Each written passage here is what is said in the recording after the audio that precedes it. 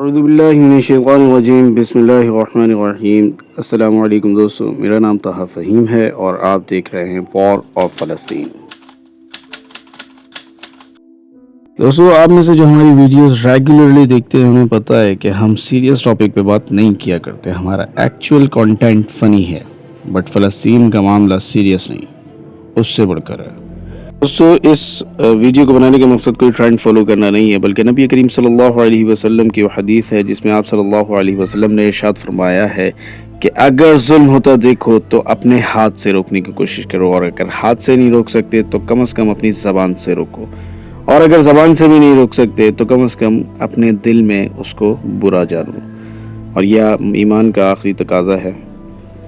دوستو، اب ہم فلسطین کے معاملات کو ہاتھ سے روکنے کے قابل تو نہیں ہیں، مگر کم از کم اپنی زبان کا استعمال تو کر سکتے ہیں۔ اللہ پاک نے ہمیں ایک پلیٹ فارم عطا کیا ہے، تو اس کو استعمال کر کے ہم فلسطین کے بارے میں اپنے بھائیوں کو انفارمیشن فراہم کرنے کی کوشش کر رہے ہیں۔ تو ساتھ دیجیے گا اور ویڈیو اینڈ تک دیکھیے گا۔ دوستو، فلسطین کے بنیادی حقائق کو جاننے کے لیے ہمیں فلسطین کی ریلیجیس اور ہسٹوریکل ویلیو کو سمجھنا بہت ضروری ہے، تو ویڈیو کو پورا دیکھیے گا تاکہ معاملات تھوڑے تھوڑے کر کے آپ کو سمجھ آنا شروع ہو جائے۔ تو چلیے شروع کرتے ہیں اللہ کا نام لے کر۔ پہلی جنگ عظیم کے بعد آل یہود کے پاس کوئی جگہ سر چھپانے کے لیے موجود ہی نہیں تھی، تو ہمارے فلسطینی بھائیوں نے فلسطین میں انہیں جگہ دی، مگر یہی ان کی سب سے بڑی غلطی ثابت ہوئی۔ آل یہود کے بارے میں مشہور ہے کہ وہ تعداد میں ہمیشہ کم ہوتے ہیں، مگر اپنی سازشی طبیعت کے تحت وہ دنیا کی ناک میں دم کیے ہوتے ہیں۔ دوستو، اسرائیلی بھیڑیے فلسطین کے مسلمان بھائی بہنوں پہ ظلم اس لیے کر رہے ہیں تاکہ وہ اپنی جگہ، اپنی سرزمین کو چھوڑ کر کہیں اور چلے جائیں، اور فلسطین کو اسرائیل کے رحم و کرم پر چھوڑ دیا جائے۔ مگر کیا کبھی اسرائیل فلسطین کا حصہ تھا بھی؟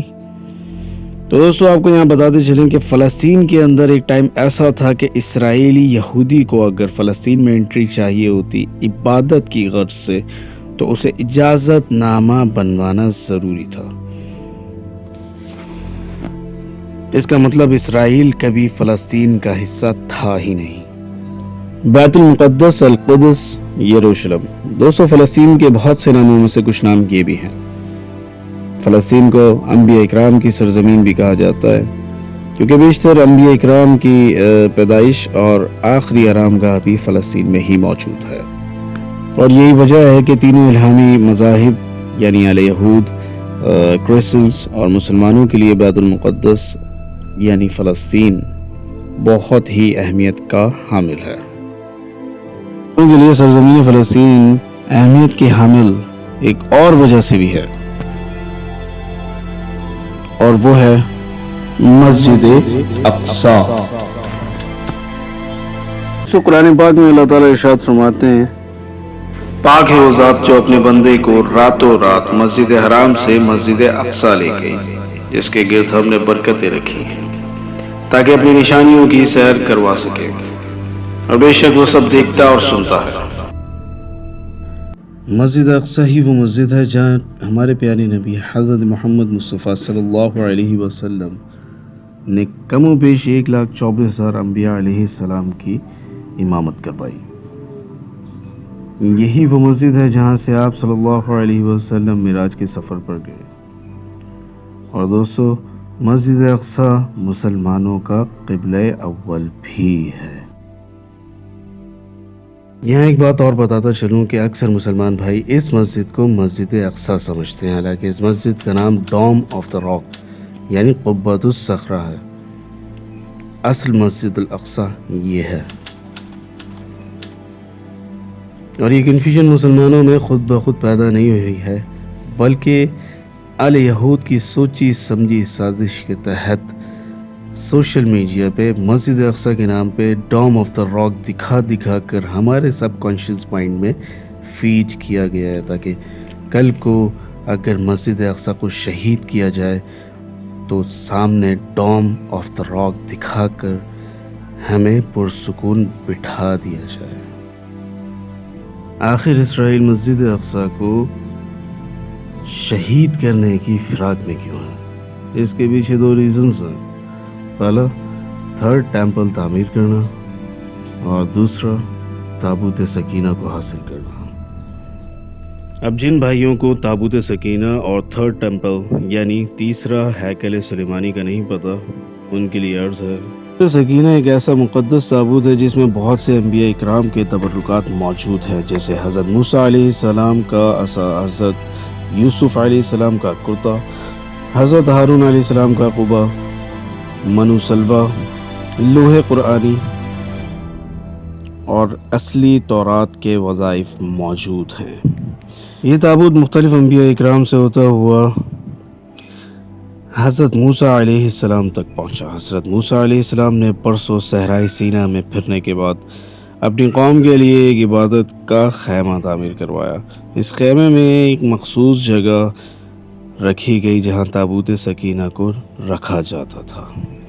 بعد میں اسی جگہ حضرت داؤد علیہ السلام اور حضرت سلیمان علیہ السلام نے ایک عظیم الشان عبادت گاہ بنوائی، جہاں تابوت سکینہ کو رکھنے کے لیے ایک عمارت تعمیر کروائی گئی جسے ہیکل سلیمانی کہا جاتا ہے۔ تابوت سکینہ بنی اسرائیل یا یہودیوں کے لیے بہت مقدس اور بابرکت تابوت تھا۔ بنی اسرائیل جب تک انبیاء اکرام کے راستے پر چلتے ہوئے کفار سے جنگ کیا کرتے اور کفار کے بڑے بڑے لشکر دیکھ کر خوف کھایا کرتے تھے، تو وہ اس تابوت کو اپنے لشکر کے آگے رکھ کر اللہ سے دعا کرتے اور اللہ پاک ان کی دعا قبول فرماتا اور انہیں ہر اس جنگ میں فتح یاب کرتا جس میں تابوت سکینہ یہ اپنے ساتھ لے جاتے۔ اس کے علاوہ بنی اسرائیل پر جب بھی کوئی آفت یا مصیبت آتی تو تابوت سکینہ کو سامنے رکھ کر دعا کرتے اور اللہ پاک تابوت سکینہ کے وسیلے سے وہ دعا قبول فرماتے اور ان پہ سے وہ مشکل دور فرما دیا کرتے۔ اگر یہ کہا جائے کہ اللہ پاک کی سب سے لاڈلی امت اس وقت کی بنی اسرائیل ہی تھے تو غلط نہ ہوگا۔ اللہ پاک نے بنی اسرائیل پر بہت سے احسانات فرمائے جس کا ذکر قرآن پاک میں مختلف جگہوں پر موجود ہے۔ ان شارٹ یہ کہ تابوت بنی اسرائیل کے لیے عروج اور برکتوں کا سبب بنا، مگر جب بنی اسرائیل مختلف گناہوں میں ملوث ہو گئے اور کھلا شرک یہاں تک کہ کفر کے مرتکب ہو گئے تو ان کی بدعمالیوں کی نحوست کی وجہ سے ان پر اللہ پاک کا یہ عذاب نازل ہوا کہ قوم عمالقہ کے کافر ان پر مسلط کر دیے گئے۔ قوم عمالقہ کے کافروں نے بنی اسرائیل پر ایسا حملہ کیا کہ ان کی بستیوں کی بستیاں اجاڑ دی اور ان کے خزانے لوٹ لیے، یہاں تک کہ تابوت سکینہ کو بھی ساتھ لے گئے۔ اب دوسری طرف قوم عمالقہ نے تابوت سکینہ کی بے حرمتی کرنا شروع کر دی۔ مقدس تابوت کو گندی اور غلیظ جگہوں پر لے جا کر رکھ دیا گیا اور پھر اللہ پاک نے ان کی بے حرمتیوں کے عوض ان پر عذاب کی صورت مختلف بیماریاں پیدا کر دی۔ قوم عمالقہ پر اللہ پاک کا ایسا قہر اور غضب نازل ہوا کہ ان کے 5 شہر بالکل ویران اور برباد ہو گئے۔ یہ سب دیکھ کر قوم عمالقہ کے بڑے سمجھ گئے کہ یہ اس مقدس تابوت کی بے حرمتیوں کا نتیجہ ہے، تو انہوں نے فوراً تابوت سکینہ کو اپنی بیل گاڑیوں پر رکھ کر بنی اسرائیل کی بستیوں کی طرف اپنے بیلوں کو ہانک دیا اور پھر اللہ پاک نے 4 فرشتوں کو مقرر فرمایا اور تابوت سکینہ کو اس وقت کے بنی اسرائیل میں موجود نبی حضرت شموئیل علیہ السلام تک پہنچا دیا گیا۔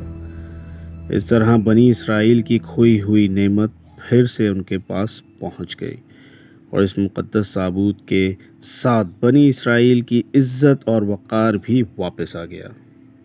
قرآن پاک کی سورہ بقرہ میں اس واقعے کا ذکر کچھ یوں فرماتے ہیں، اور ان سے ان کے نبی نے فرمایا کہ ان کی بادشاہی کی نشانی یہ ہے کہ تمہارے پاس وہ صندوق آ جائے کہ جس میں تمہارے رب کی طرف سے دلوں کا چین ہے اور کچھ بچی ہوئی چیزیں ہیں اور معزز موسیٰ اور ہارون کی علامات ہیں۔